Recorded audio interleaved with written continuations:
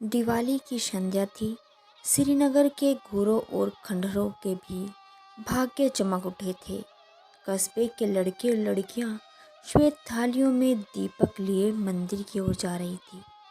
दीपों से उनके मुखारविंद प्रकाशमान थे।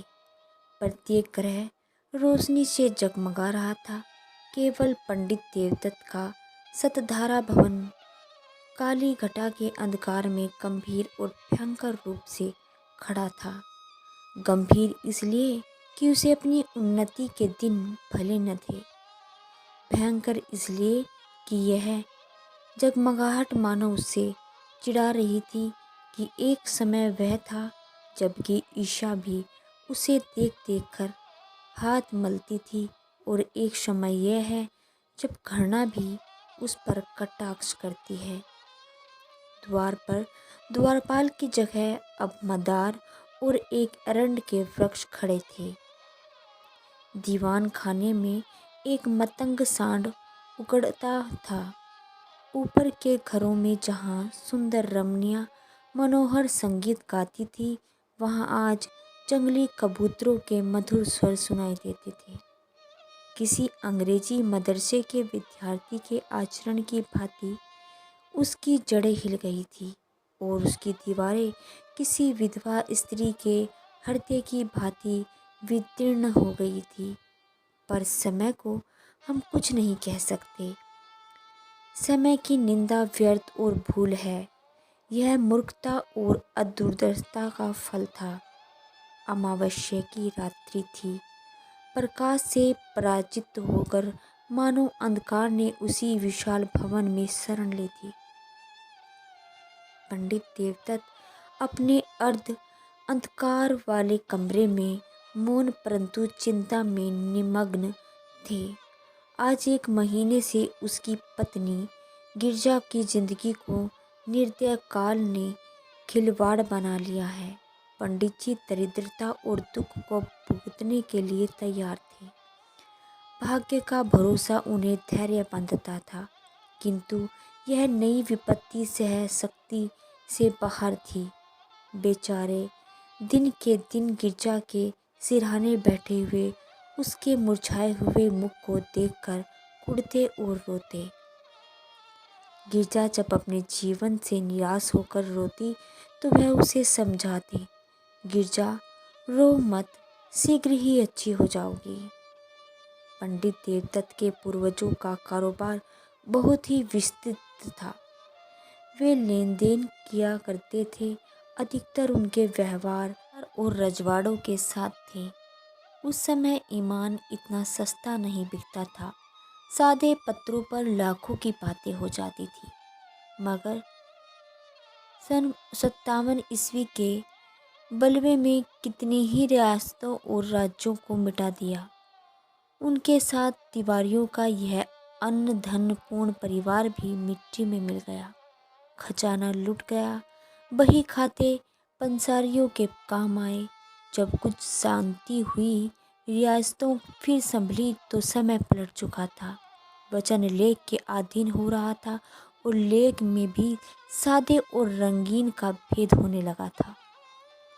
जब देवदत्त ने होश संभाला तब उनके पास इस खंडहर के अतिरिक्त और कोई संपत्ति नहीं थी। अब निर्वाह के लिए कोई उपाय ही नहीं था। कृषि में परिश्रम और कष्ट था। वाणिज्य के लिए धन और बुद्धि की आवश्यकता थी। विद्या भी ऐसे नहीं थी कि कहीं नौकरी करते और परिवार की प्रतिष्ठा दान में बाधक थी। अस्तु साल में 2 या 3 बार अपने पुराने व्यवहारियों के घर बिना बुलाए पहनवे की भांति जाते और विदाई और मार्ग व्यय पाते और उसी पर गुजारा करते। पैतृक प्रतिष्ठा का चिन्ह यदि कुछ शेष था तो वह पुरानी चिट्ठी पत्रों का ढेर और हुडियों का पुलिंदा, जिनकी स्याही भी उनके मंद भाग्य की भांति फीकी पड़ गई थी। पंडित देवदत्त उन्हें प्राणों से भी अधिक प्रिय समझते थे। द्वितीया के दिन जब घर घर लक्ष्मी की पूजा होती, पंडित जी ठाट बाट से इन पुलिंदों की पूजा करते। लक्ष्मी न सही, लक्ष्मी का स्मारक जिन ही सही। दोज का दिन पंडित जी की प्रतिष्ठा के श्राद्ध का दिन था।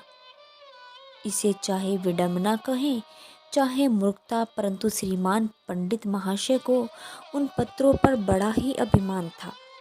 जब गांव में कोई विवाद छिड़ जाता तो यह सड़े गले कागजों की सेना ही बहुत काम आ जाती और प्रतिवादी शत्रु को हार माननी ही पड़ती। यदि 70 पीढ़ियों से शस्त्र की सूरत न देखने को भी लोग क्षत्रिय होने का अभिमान करते हैं, तो पंडित देवदत्त का उन लेखों पर अभिमान करना अनुचित नहीं कहा जा सकता, जिसमें 70 लाख रुपए की रकम छिपी हुई थी। वही अमावस्या की रात्रि थी, किंतु दीपमालिका अपनी अल्प जीवनी समाप्त कर चुकी थी। चारों ओर जुआरियों के लिए एक सुकून की रात्रि थी, क्योंकि आज की हर साल भर की हार होती है। लक्ष्मी के आगमन की धूम थी, कोढ़ियों पर असरफियाँ लुट रही थी, भट्टियों में शराब के बदले पानी बिक रहा था। पंडित देवदत्त के अतिरिक्त कस्बे में कोई मनुष्य ऐसा नहीं था जो कि दूसरे की कमाई समेटने की धुन में न हो। आज भोर से ही गिरजा की अवस्था शोचनीय थी। विषम ज्वर उसे एक क्षण में मूर्छित कर रहा था। एकाएक उसने चौंक कर आंखें खोली और अत्यधिक क्षीण स्वर में कहा, आज तो दिवाली है। देवदत्त ऐसा निराश हो रहा था कि गिरजा को चैतन्य देखकर भी उसे आनंद नहीं हुआ और बोला, हाँ आज दिवाली है। गिरजा ने आंसू भरी दृष्टि से इधर उधर देखकर कहा, हमारे घर में क्या दीपक न जलेंगे? देवदत्त फूट फूट कर रोने लगा और गिरजा ने फिर इसी स्वर में कहा, देखो आज बरस भर के दिन भी घर अंधेरा रह गया, मुझे उठा दो, मैं भी अपने घर दिए जलाऊंगी। ये बातें देवदत्त के हृदय में चुभ जाती। मनुष्य की अंतिम घड़ी लालसाओं और भावनाओं में व्यतीत होती है। इस नगर में लाला शंकरदास अच्छे प्रसिद्ध वैद्य थे। अपने प्राण संजीवनी औषधालय में दवाओं के स्थान पर छापने का प्रेस रखते थे और दवाइयाँ कम बनती थी, इश्तेहार अधिक प्रकाशित होते थे। वे कहते करते थे कि बीमारी केवल रईसों का ढकोसला है और पॉलिटिकल इकोनॉमी के अनुसार इस विलास पदार्थ से जितना अधिक संभव हो टैक्स लेना चाहिए। यदि कोई निर्धन है तो हो, यदि कोई मरता है तो मरे, उसे क्या अधिकार है कि बीमार पड़े और मुफ्त में दवा कराए? भारतवर्ष की यह दशा अधिकतर मुफ्त दवा कराने से ही हुई है। उसने मनुष्य को असावधान और बलहीन बना दिया। देवदत्त महीने भर नित्य उनके निकट दवा लेने जाता, परंतु वैद्य जी कभी उसकी ओर इतना ध्यान नहीं देते कि वह अपनी शोचनीय दशा प्रकट कर सके। वैद्य जी के हृदय के कोमल भाग तक पहुंचने के लिए देवदत्त ने बहुत कुछ हाथ पैर चलाए।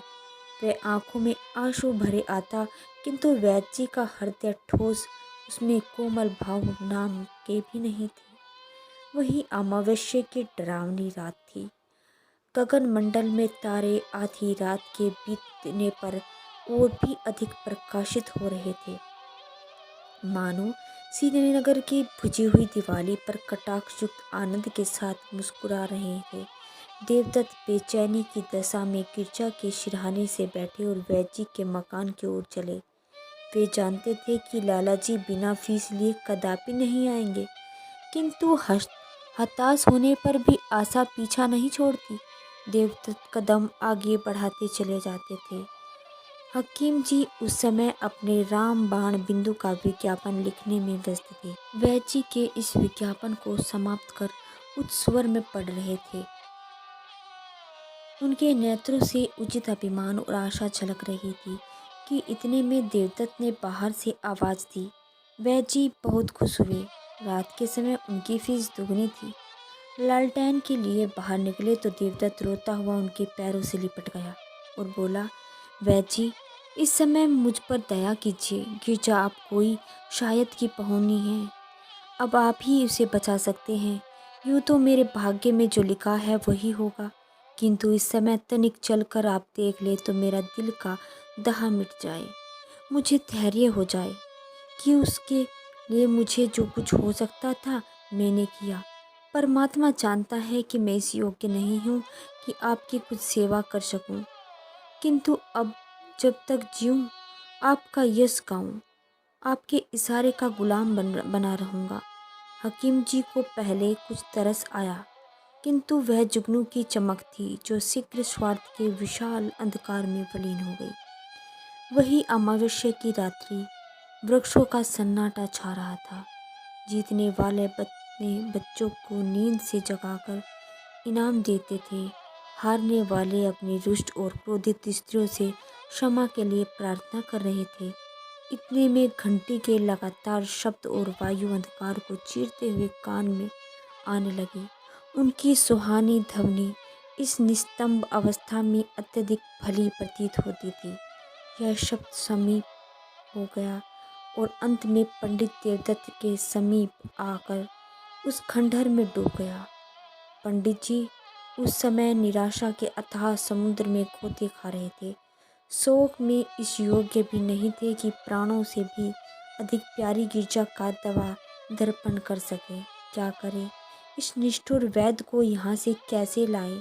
जालिम, मैं सारी उम्र तेरी गुलामी करता, तेरे इश्तिहार छापता, तेरी दवाइयाँ कूटता। आज पंडित जी को यह ज्ञात हुआ कि 70 लाख की चिट्ठी पत्रियाँ इतनी कौड़ियों के मोल भी नहीं। पैतृक प्रतिष्ठा का अहंकार अब आंखों से दूर हो गया। उन्हें उस मखमली थैले को संदूक से बाहर निकाला और उन चिट्ठी पत्रियों को, जो बाप दादाओं की कमाई का शीशांग था, प्रतिष्ठा की भांति उनकी रक्षा की जाती थी, एक एक करके दिया के अर्पण करने लगे। जिस तरह सुख और आनंद की पालित शरीर चिंता की भेंट हो जाता है, उसी प्रकार वह कागजी पुतलियां भी इस प्रज्वलित दिए में थतकते हुए मुंह का क्राश बनती थी। इतने में किसी ने बाहर से पंडित जी को पुकारा। उन्होंने चौंक कर सिर उठाया।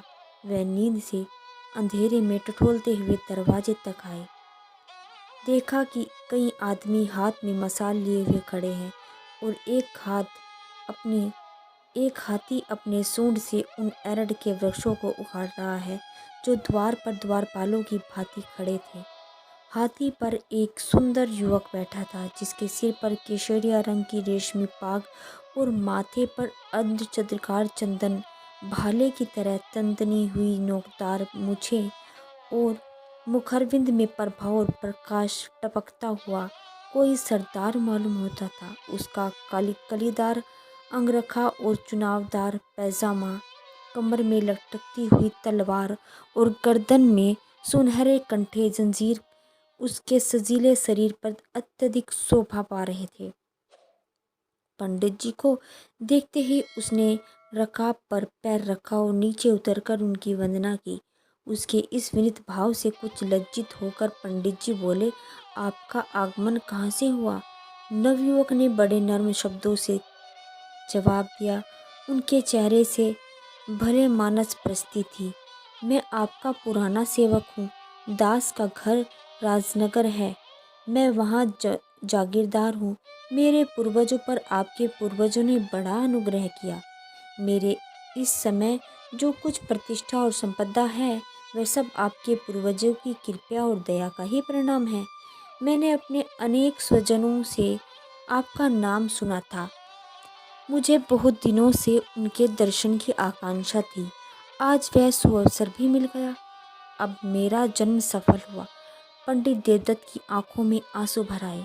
पैतृक प्रतिष्ठा का अभिमान उनके हृदय का कोमल भाग था।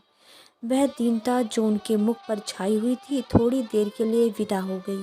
वे गंभीर भाव धारण करके बोले, यह आपका अनुग्रह है जो ऐसा कहते हैं, नहीं तो मुझे जैसे कपूत से तो इतने भी योग्यता नहीं जो अपने को उन लोगों की संतति कह सकूं। इतने में नौकरों ने आंगन में फर्श बिछा दिया और दोनों आदमी उस पर बैठे और बातें होने लगी। वे बातें जिनका प्रत्येक शब्द पंडित जी के मुख को इस तरह प्रफुल्लित कर रहा था जिस तरह प्रातःकाल की वायु फूलों को खिला देती है।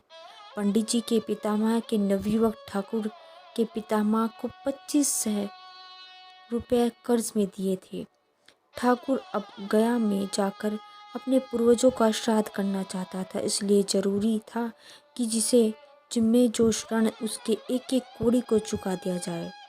ठाकुर को पुराने बही खाते में एक ऋण दिखाई दिया। 25 के अब 75,000 हो चुके थे। वही ऋण चुका देने के लिए ठाकुर आया था। धर्म की वह शक्ति है जो अंतःकरण में ओजस्वी विचारों को पैदा करती है। हाँ, इस विचारों को कार्य में लाने के लिए पवित्र और बलवान आत्मा ही आवश्यक है, नहीं तो वे ही विचार क्रूर और पापमय हो जाते हैं। अंत में ठाकुर ने कहा, आपके पास तो वे चिट्ठियाँ होंगी। देवदत्त जी का दिल बैठ गया। वे संभल कर बोले, संभवतः हो, कुछ कह नहीं सकता। ठाकुर ने लापरवाही से कहा, ढूंढिए, यदि मिल जाए तो हम लेते जाएंगे। पंडित देवदत्त उठे, लेकिन हृदय ठंडा हो गया। शंका होने लगी कि कहीं भाग्य हरे बाग न दिखा रहे हो। कौन जाने वह पुर्जा जलकर राख हो गया या नहीं। यदि ना मिला तो रुपया कौन देता। शोक की दूध का प्याला सामने आकर हाथ से छूट जाता। हे भगवान, वह पत्री मिल जाए। हमने अनेक कष्ट पाए, अब हम पर दया करो। इस प्रकार आशा और निराशा की दशा में देवदत्त भीतर गए और दिए के टिमटिमाते हुए प्रकाश में बचे हुए पत्रों को उलट पुलट कर देखने लगे। वे उछल पड़े और उमंग से भरे हुए पागलों की भांति आनंद की अवस्था में 2-3 बार कूदे। जब दौड़कर गिरजा को गले से लगा लिया और बोला, प्यारी, यदि ईश्वर ने चाहा तो तू अब बच जाएगी। उन्मत्तता में उन्हें एकदम यह नहीं जान पड़ रहा था कि गिरजा अब नहीं है, केवल उसकी लोथ है। देवदत्त ने पत्री को उठा लिया और द्वार तक वे इसी तेजी से आए और मानो पाँव में पड़ गए। परंतु यहाँ उन्होंने अपने को रोका और हृदय आनंद की उमड़ती हुई तरंगों को रोककर कहा, यह लीजिए, वह पत्री मिल गई। संयोग की बात है ना, नहीं तो 70 लाख के कागज दीमकों के आहार बन गए। अकस्मात सफलता में कभी कभी संदेह बाधा डालता है। जब ठाकुर ने उस पत्री को लेने को हाथ बढ़ाया तो देवदत्त को संदेह हुआ कि कहीं वह उसे फाड़ कर फेंक न दे। यद्यपि वह संदेह निर्थक था, किंतु मनुष्य कमजोरियों का पुतला है। ठाकुर ने उनके मन में भाव को ताड़ लिया। उसने बेपरवाही के साथ पत्री को लिया और मसाल के प्रकाश में देखकर कहा, अब मुझे विश्वास हुआ है। यह लीजिए, आपका रुपया और आपके समक्ष है। आशीर्वाद दीजिए कि मेरे पूर्वजों की मुक्ति मिल जाए। यह कहकर उसने अपनी कमर से एक थैला निकाला और उसमें 1,000 के 75 नोट निकाल कर देवदत्त को दे दिए। पंडित जी का हृदय बड़े वेग से धड़क रहा था, नाड़ी तीव्र गति से कूद रही थी। उन्होंने चारों ओर चौकन्नी दृष्टि से देखा, कहीं कोई दूसरा तो नहीं खड़ा। तब कांपते हुए हाथों से नोटों को लिया और अपनी उच्चता प्रकट करने की व्यथा चेष्टा में उसने नोटों की गणना भी नहीं की, केवल उड़ती हुई दृष्टि से देखकर उन्हें समेटा और जेब में डाल दिया। वही अमावस्या की रात्रि थी। स्वर्गीय दीपक भी धुंधले हो चुके थे। उनकी रात्रि सूर्य नारायण के आने की सूचना दे रही थी। उदयाचल फिरोजी बाना पहना चुका था। अस्ताचल में भी हल्के श्वेत रंग की आभा दिखाई दे रही थी। पंडित देवदत्त ठाकुर को विदा करके घर चले। उस समय उनका हृदय उदारता के निर्मल प्रकाश से प्रकाशित हो रहा था। कोई उस समय उनके घर से निराश नहीं जा रहा था। सत्यनारायण की कथा धूमधाम से सुनने का निश्चय हो चुका था। गिरजा के लिए कपड़े और गहने के विचार ठीक हो गए थे। अंतपुर में उन्होंने शालिग्राम के सम्मुख मनसावाच कर्मणा सिर झुकाया। तब शेष चिट्ठियां पत्रियों को समेटकर उसी मखमली थैले में रख लिया। किंतु अब उनका यह विचार नहीं था कि संभवतः इन मुर्दों में भी कोई जीवित हो उठे, वरना उनका जीविका में निश्चय हो। अब वे पैतृक प्रतिष्ठा पर अभिमान कर सके उस समय वे धैर्य और उत्साह के नशे में मस्त थे। अब अब मुझे जिंदगी में अधिक संपदा की जरूरत नहीं। ईश्वर ने मुझे इतना दे दिया, इसमें मेरी और गिरजा की जिंदगी आनंद से कट जाएगी। उन्हें क्या खबर थी कि गिरजा जिंदगी पहले ही कट चुकी है। उनके दिल में यह विचार गुदगुदा रहा था कि जिस समय गिरजा उस आनंद समाचार को सुनेगी, उस समय अवश्य उठ बैठेगी। चिंता और कष्ट ने ही तो उसकी ऐसी दुर्गति बन की है, जिससे भरपेट कभी रोटी नसीब नहीं हुई, जो कभी नैराश्य में धैर्य और निर्धनता के हरते विदारक बंधन से मुक्त न हुई। उसकी दशा उसके सिवा हो ही क्या सकती है। यह सोचते हुए गिरजा के पास गए और आहिस्ता से हिलाकर बोले, गिरजा, आंखें खोलो।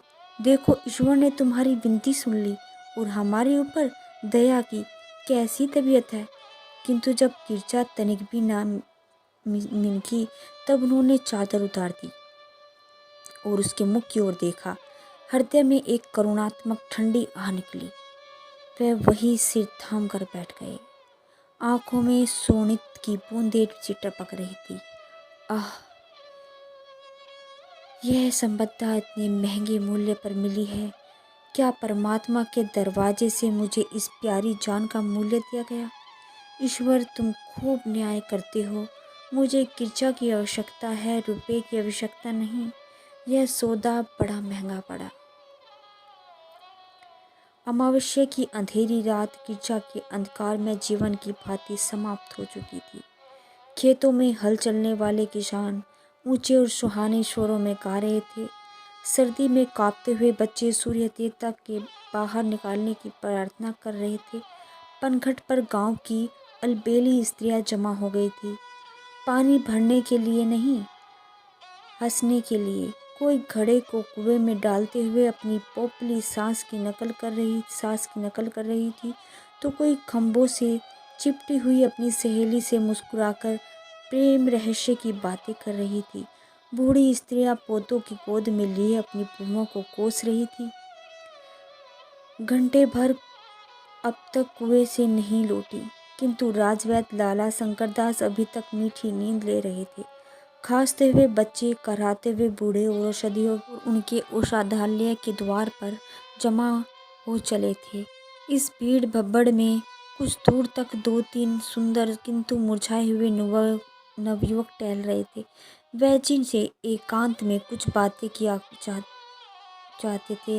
इतने में पंडित देवदत्त नंगे सिर, नंगे बदन, लाल आंखें, डरावनी सूरत और कागज का एक पुलिंदा लिए दौड़ते हुए आए और औषधालय के द्वार पर इतनी जोर से हाँक लगाने लगे कि वैद्य चौंक पड़े और कहार को पुकार कर बोले, दरवाजा खोल दे।